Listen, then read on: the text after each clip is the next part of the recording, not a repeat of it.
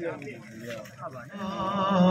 Akbar, Allahu Akbar, Allah. Allah menyatakan dalam ayat tadi, wa may yarghabu an millati Ibrahim illa man safiha nafsah.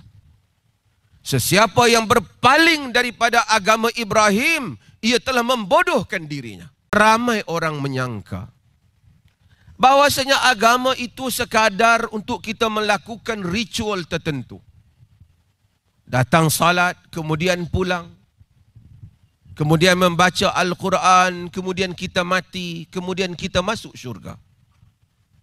Agama tidak demikian. Agama yang telah Allah tunjukkan pada Ibrahim, supaya Ibrahim menjadi contoh kepada kita. Agama yang menuntut kita berjuang dan berkorban kerananya.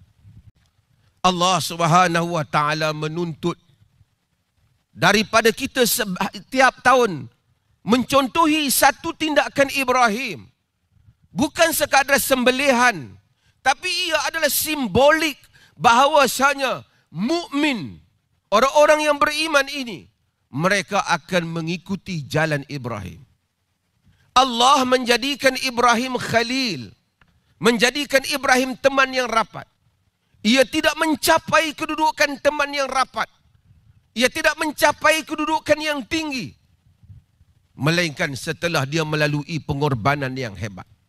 Dibakar oleh raja pada zamannya, menentang kaumnya, dibuang oleh keluarganya, dihalau dan disisihkan, mentaati perintah Allah yang payah, membina Mekah, berjalan bermusafir berbagai-bagai, keseluruhan kehidupannya diwakafkan kepada Allah Subhanahu wa ta'ala, sehingga Allah menabalkan kedudukan.